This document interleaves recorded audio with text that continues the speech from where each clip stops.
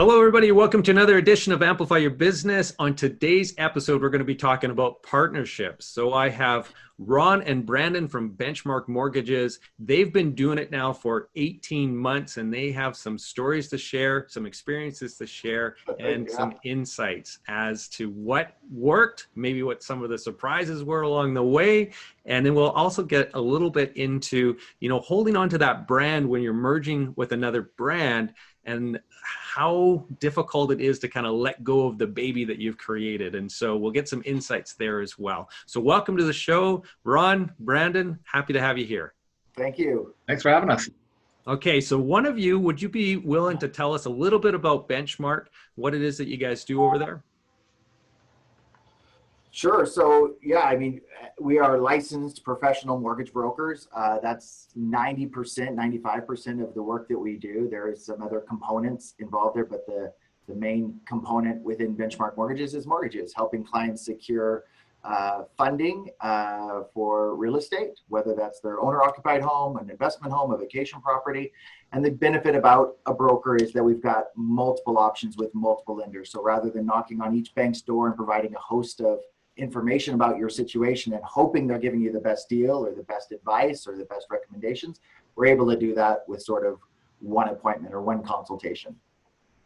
Excellent. And so when it comes to mortgages, then you guys have been both running your independent businesses up until 18 months ago. So maybe Ron, how many years were you doing it before you formed this merger, this joint company? And then we'll go to Brandon and hear his experience in the industry as well.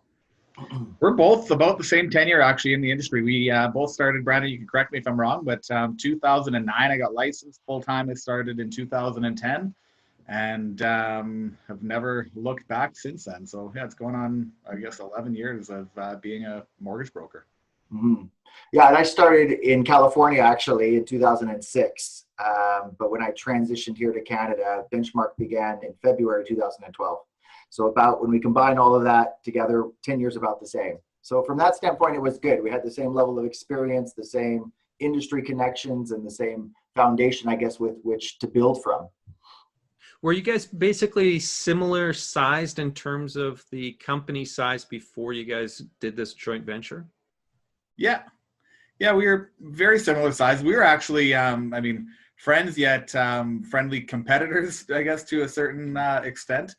We were at one point we're both with the same mortgage brokerage, and so we'd meet up once in a while and bounce ideas off of each other on what works and what doesn't. Yet secretly we were trying to kind of do better than the guy. Tell me more. Really? Secretly? Well, I guess it maybe wasn't that big of a secret. Yeah. No, Ron was always, what's interesting is, when we first started, we were both independent agents. So we had an overarching network. We weren't an independent brokerage when we first met.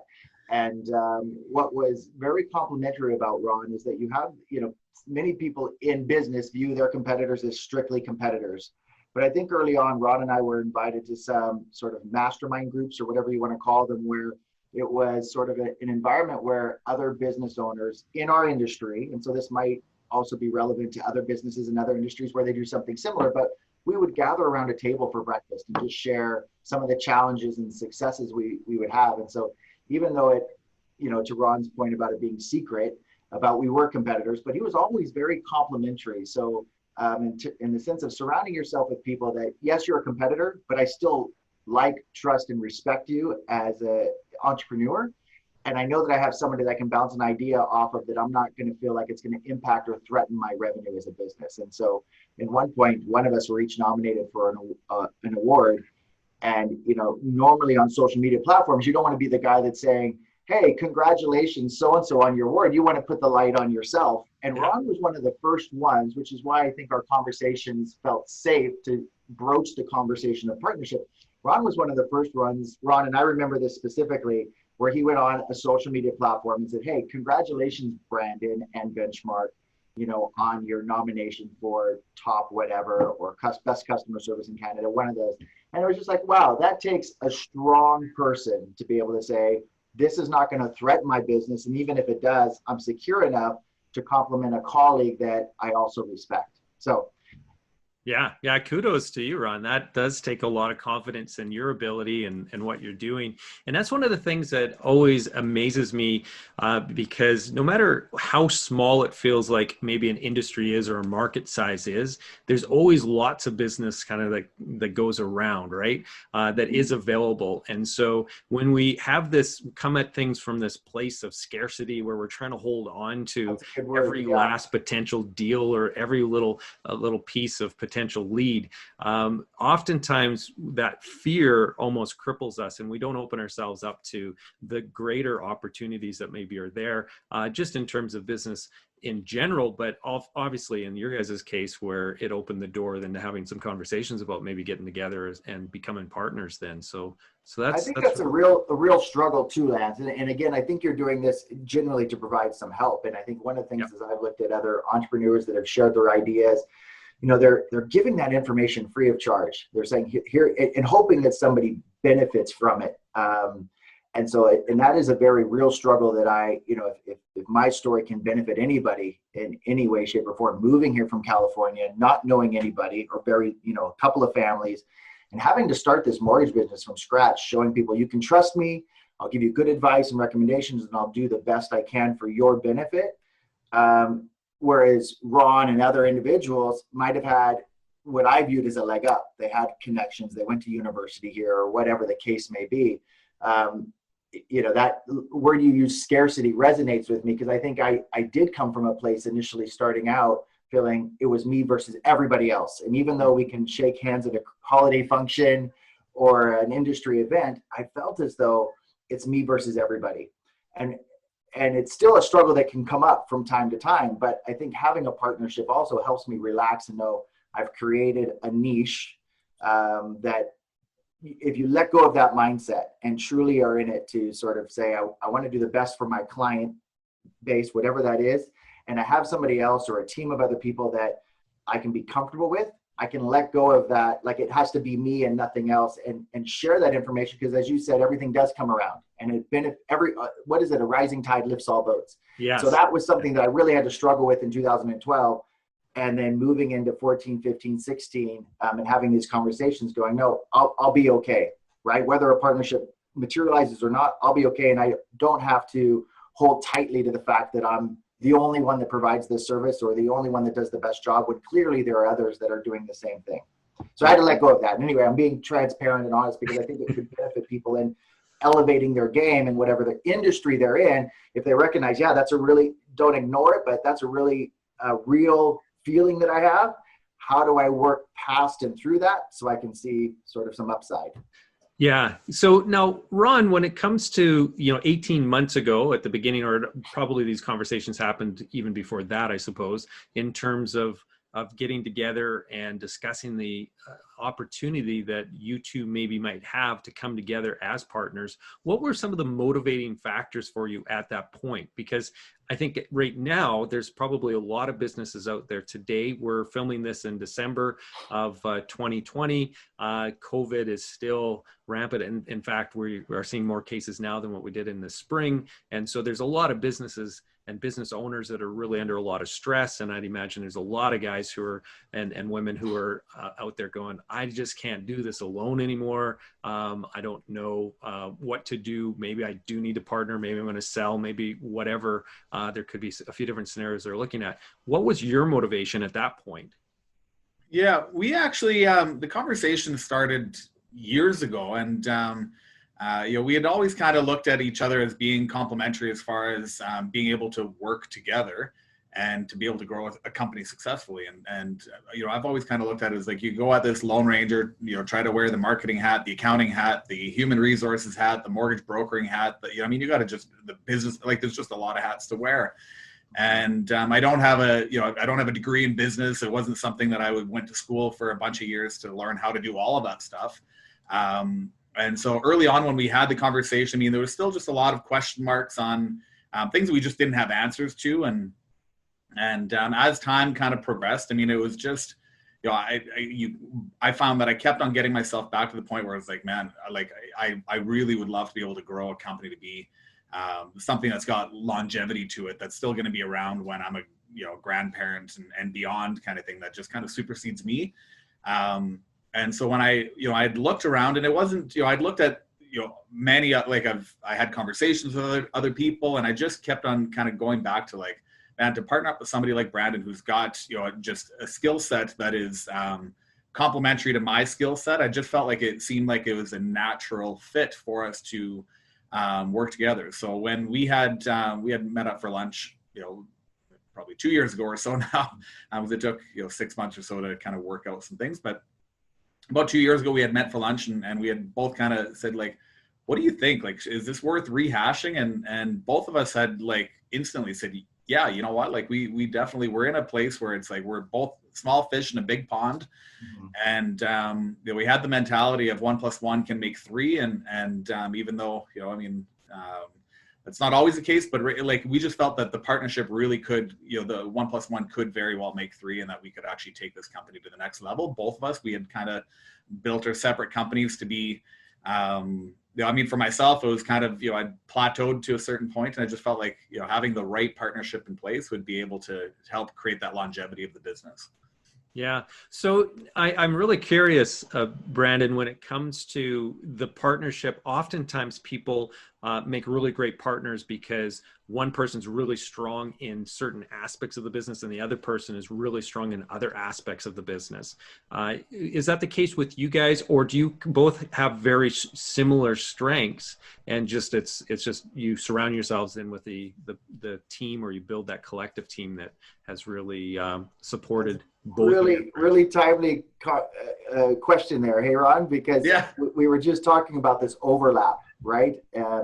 You think of the Olympic rings, which is coming up next year anyway, in Japan, and I use that as an analogy where there is a bit of overlap in the rings, but the majority of the portion is not overlapping. It's a small portion, right?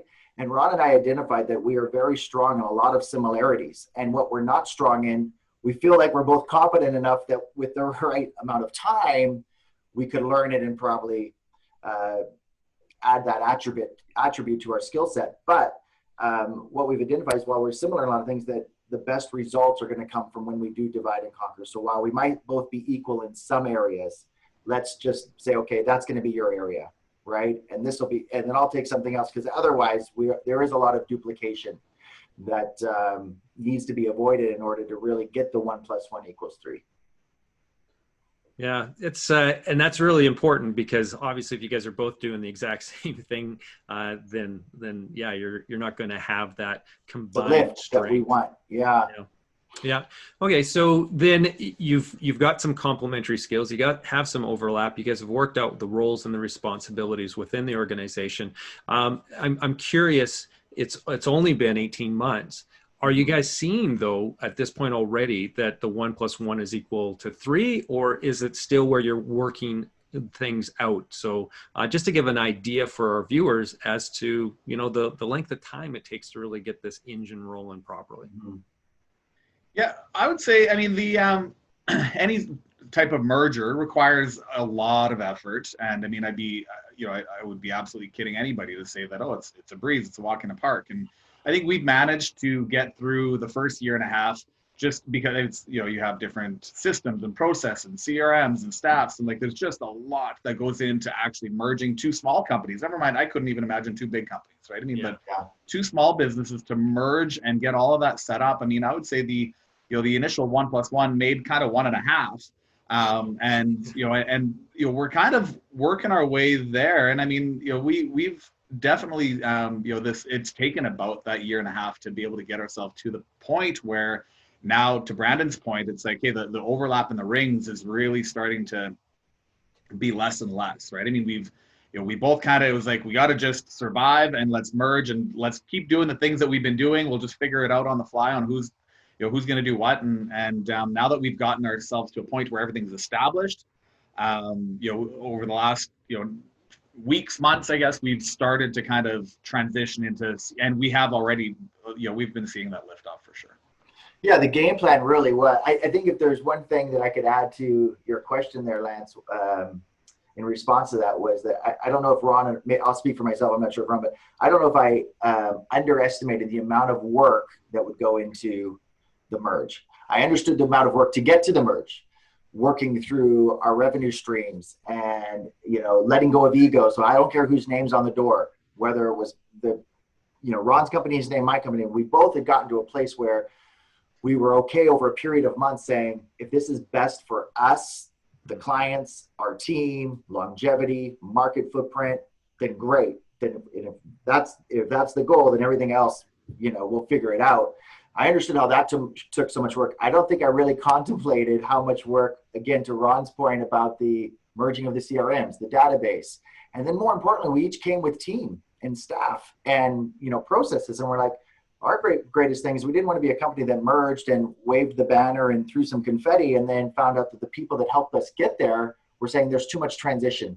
We don't want to stick around. We're going to go take this off or go do something else. And it was very important. And we're very happy to say that to this date, we've managed that really well. Maybe it goes back to a conversation that the three of us have had offline before, was this thing called emotional intelligence. But I don't think I was prepared for the amount of work, and that didn't drive the bottom line. It didn't move the needle. But man, the amount of work that went into making sure that our team understood why we were doing this and then walking them through how to merge these systems so that the client experience wasn't impacted, that was a lot. And I think we just rounded the corner on that about 6 months ago. And so now we are really, specifying our roles even further than before in order to achieve that 1 + 1 is 3 and 4 and 5. Yeah, and I could totally see exactly what you're saying in terms of the length of time, the underestimation of the amount of work, because, when I just think of it internally, like myself and my business, if I was to broach something like that, I know I'd be having those conversations with the other person, the partner, thinking, yeah, like it all makes sense. It's very logical. These are the steps to get it done and so on. But each one of those businesses is a living organism with people and a culture and, personalities and everything else. And you really have to manage that when you are a people-focused company. Yeah. And you're in the service business, so you're dealing with people. Your people need to be dealing with your customers. And so you want everything to really be smooth and everybody really happy in that transition. And so, yeah, I can just imagine that would be one of the first things that I would underestimate, would be just the amount of effort that it would take to really coalesce the teams, systems, and everything else. So Ron, I really appreciate what you said. So the 1 + 1 turned into maybe a 1.5 in the short term, because there's all of this extra work that you're doing on the business and the partnership, building that together, that really takes your energy out of what you guys were probably doing a lot as the heads of your independent companies, which was business development, right? So you probably end up then some of that doesn't happen as much as what it once was. And so then, you got to get the systems in place, and then you start building the business again after that. Yeah, big time. Yeah. Yeah, that makes sense.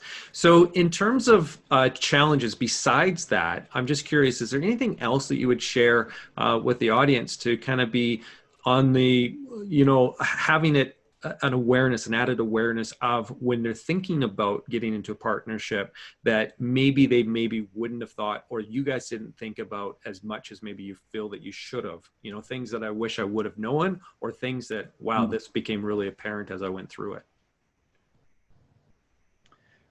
Brandon, do you want to comment? No, I'll let you go first. I'm all ears.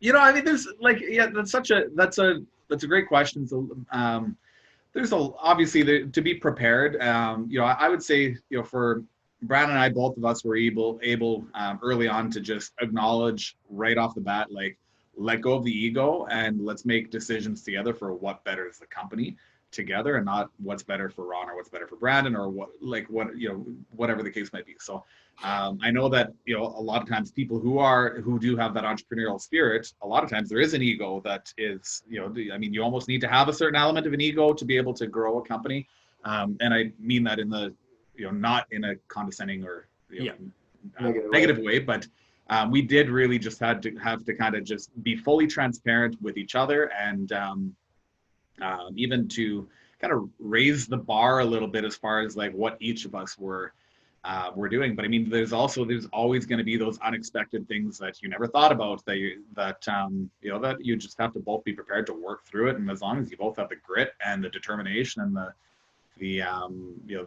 same level of motivation to see the company through, then I think that you can get, like, it's like any, we've joked around about it. Partnership is a lot like, this is a business arrangement. Your marriage is, it's not a business arrangement, but it's a different type of partnership, right? So yeah, you learn just things about somebody after you move in with them, or after you tie the knot.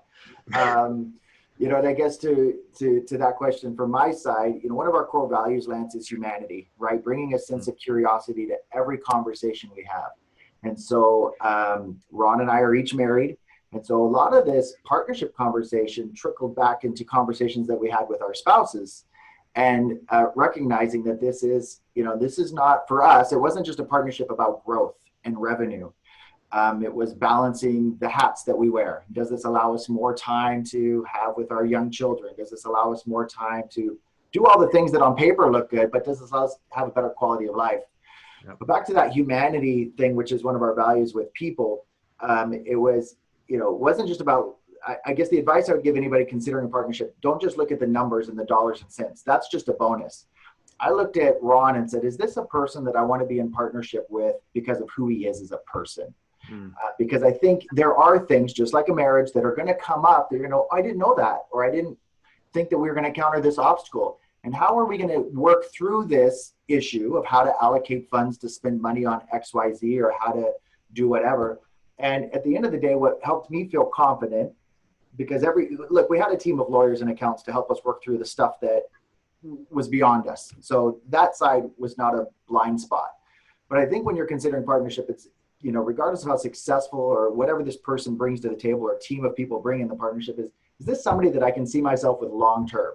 And I viewed it the same way with when I proposed to my wife. And so, recognizing that regardless of whatever challenges that we encounter, is Ron, or the person that I'm considering partnering with, somebody that I think I can sit down and have a calm, logical conversation, view something from all angles, and come up with a decisive. And I felt genuinely, before signing anything or him signing anything, was like, this is somebody that I can stand behind, that he's going to try to do the best, and that I can have a conversation with. Because we all know in this industry, there are people that are really business minded. Yep. And yeah, the numbers might look good. The merge might give me a lift in my business, might provide better life balance. But wow, if I feel like every time I'm interacting with that person, I am less than, or I am, not their equal, or that I can't even have a conversation without it raising to a level of escalation, then that's going to be a challenge on day one. Forget about, a year and a half in. So I think for us as a humanitarian, like a people company was the word you used, and we call it humanity, is we're dealing with real people here. And there was no questions once I looked at Ron's track record. So I guess the advice there is look at the track record of the person you're aligning with. And aside from business, can you sit at a breakfast table, have engaged conversation, and know that, because it will get difficult at times. And so if, you can make that determination, it helps. Yeah, and I really like what you did there in tying back to kind of the values that Ron and yourself hold, and that alignment that you have there. Because really, when it comes down to businesses, when you do the basic business strategy development and sessions and stuff, you're forming your vision, and then you have your mission statements and so on. But it's all driven or governed by the set of values that organization is going to hold. And really, when it comes to small businesses, it's us, it's our values are the things that are driving that business forward, and we impart that into our staff and into the cultures that we have. And so the decisions that you guys need to make, the tough ones that come up, are always going to be governed by the values that you inherently are holding internally. And that's a great advice, because I've had some experience with some joint ventures, and one joint venture that I had that didn't work out was one in which there was our values were just a little misaligned, in the sense where I took a much more, I like your human side, or the humanitarian side, a softer touch to it in terms of doing what I think is right by the customer always is my default, as opposed to driven by the dollar. And this other person was driven a little bit more by the dollar. And so when we got into those situations where we had a difference of opinion about what direction to go and making the decision, they were guided by one thing, I was guided by something else, and that's where the breakup was occurring in terms of, or the breakdown in those conversations, because there just was a misalignment there. So yeah, I really like that. And so that's really good advice for everybody, is if you are thinking of going down that road, go with the value set that aligns. And it's not a bad thing if you're driven by the bottom dollar as an example, or some other metric. Find somebody else who's also driven by the same thing, and you're going to probably find some wild success. Some common ground too, to work through when there are difficult conversations to be had. Yeah. So Ron, now we talked about ego. Both of you guys, it came up, which is really interesting. And so that is something that, as every business owner, I think as we're building our businesses independently, they're kind of like a child. Like Ample Media for me is this thing that, I've nurtured and cuddled and have grown into something that's, kind of the equivalent of a stressed out teenager now, probably more than anything in COVID. But in terms of it, there is some ego attachment that I have to that, to the brand. Now, I understand that Benchmark was the brand that Brandon had. You had a different brand. You guys decided to go with Benchmark. Walk me through that decision a little bit, how you guys arrived at that, and then how you were able to let go of that attachment that you had to your brand prior to Benchmark. Yeah, I think, it's funny because this industry, realtors, there's, a handful of other industries, I would say, that people get so tied to the idea that this brand is why people are dealing with you, right? I mean, you get so wrapped up into the marketing that it builds its own persona, thinking that people are coming to me because of, the whatever the brand that I'm flying under. And I mean, in most situations, it really is people are dealing with you because they want to deal with you as a person and as an individual, and they really couldn't care less which brand you actually fly under. But so under the previous brand, I mean, I had, I'd built, this website that was, an incredible website, looked really good, and it had all this, all these functionalities, and had blogs, and I had worked with, some marketing firms in the past, and so when Brandon and I got into the partnership conversation, I mean, that was, we had a long, detailed conversation about which one to go with, and we both had our reasons why, I was going like, I think we should go with the one that I'm flying under, and Brandon was saying we should go under the one that he was flying under, and we ended up, again, back to the ego, it's like, okay, well, let's meet with somebody who maybe knows more about brands than we do, and let's see what they have to say. So we ended up actually getting a brand audit done on both brands to go, okay, which one has more value? And I mean, like, we looked at online footprint, and we looked at just a number of different factors that, the company that did the brand audit for us, I mean, they ultimately came back and they gave us a recommendation. And when that decision was made, it was made, and we never looked back, right? It wasn't like, I'll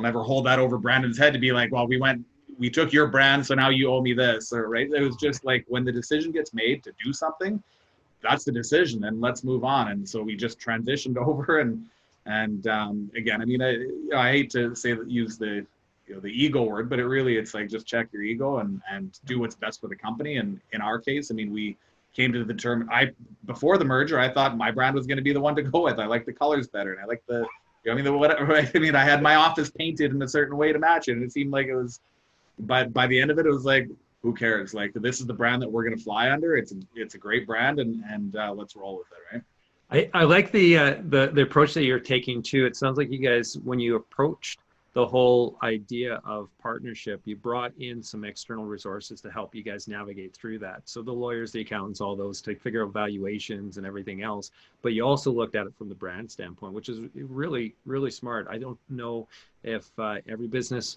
would have the foresight to do that. And so that was that's really good, because like you said, some brands will have a bigger footprint, and so you might have an emotional attachment to it, but from a business standpoint, if you're looking at it, what is the best way for us to get going quickly, pick the one that has the best footprint right now today probably, and run with it. So yeah, that's good. Well, and that's what we ended up actually doing, lads, early on, like, whatever it was, a few years before we actually completed the merger, we had actually met with a mediator who had, because I mean, again, we had the conversation of like, okay, on the premise of the merger seemed like a great idea. And we brought in a mediator to, again, ask the hard questions that neither of us were thinking of asking. And, after that meeting, it was determined that it was like, you know what, there's just still too many question marks that we would have to be able to figure out. And it literally took years of us to get to the point where we were both like, okay, we can, Brad, we can both let go of certain things to make this work, right? And I do think that, if anybody is considering, like, do look for, if there's something that that you don't think you can let go of confidently and truly let go of it, then, to me, it's like, do lean on somebody who does have an expertise to get bring in a third party who can bring their insight. And sometimes they'll bring things to light that you never even would have considered. And sometimes it's the same message, just from a different person. And that oftentimes can just make you think about it in a different way and be able to make the right choice, right? Yeah. Okay. So any other, lessons learned that you think the audience would benefit from, Brandon, that you'd like to share today? Yeah, nothing top of mind. I guess just a tail end of what Ron's comment was, there was two things. Is I think you get to the point where you say, what are my non-negotiables? Before you get too far in the weeds with lawyers and accountants and evaluators on your business to find an equitable position to merge the assets together. It was like, back to the brand and the name, it was like, what are our non-negotiables? So over a meeting, it's like, hey, if everything else works out, the numbers, the accountants, the lawyers, everything works out, are you okay with accepting my brand or me accepting yours? Or is there anything so that we can write out, yes, I'll do this, but only under these conditions that we go with my brand name. Okay, then I have to either know to live with that or not, and vice versa. Are we let going of any staff, or are we going to, make any, does it have to be your office location on the north side of the city or mine on the south? Is there, and I think we were able to do a lot of preliminary stuff so that when we brought in and paid for, because there was an extra expense, right? Yep. Merge is also, there's a cost involved.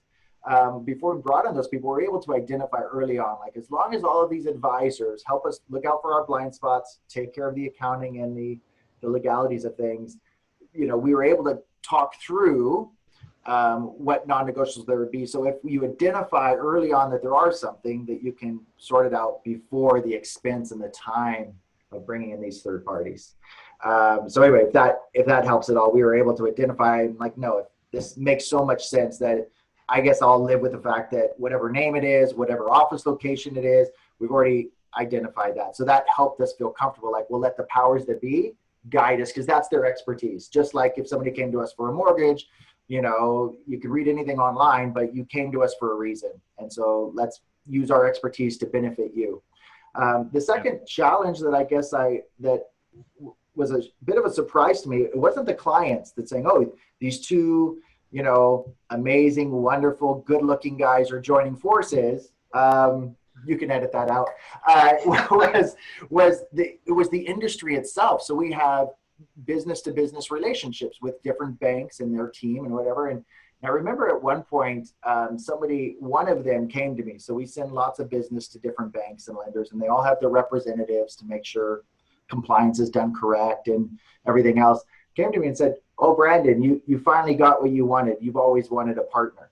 And I go, no, because there's certain business relationships you have where you'll disclose certain things. Like, yeah, business is great, but if I found the right individual, would I be, do I want to be the one-man show for the rest of my years? It's not to say that I can't do it, that I'm not capable or confident, but I recognize that I'm more valued not doing life alone from a business standpoint than being a one-off cowboy and trying to grow a company and say, look what I did, like a Google or an Apple. Like, you have to have a team around you. And so it was interesting to me that it wasn't the clients that I think, and Ron, I don't know what feedback you heard, but it wasn't the clients that took a little longer to wrap their head around this partnership. It was the industry itself. Like, oh, you guys are merging? Why?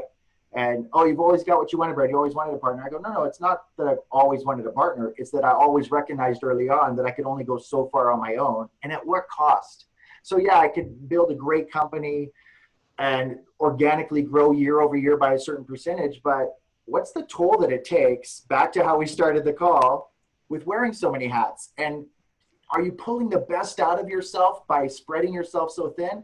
Or can you let go of that and say, even if revenue is the same at the end of the day, because now you're splitting 50-50 or 33 and a third, whatever that is, depending on how many partners, like, does it allow me to focus more on the strengths of what I feel I can bring to the table? And does it allow me better relationships with the people outside of work? My wife, my kids, everything else. So I guess the two things there was just to circle back as, again, I felt that the industry itself, so again, different industries will have different players involved, but for me, it was just a bit of a surprise that their perspective on why we were doing this was maybe a bit different than what it actually was. Yeah. Yeah. I think that's really interesting. And it really ties in nicely to what was going to be my next question, which was the benefits realized, right? Like what benefit, right at the, to get to the heart of it, did you get the benefits that you were hoping for out of it? And obviously you're still growing, you're still getting to that 1 + 1 = 3 and all of that, but the life, the quality of life, the not having to wear every single hat,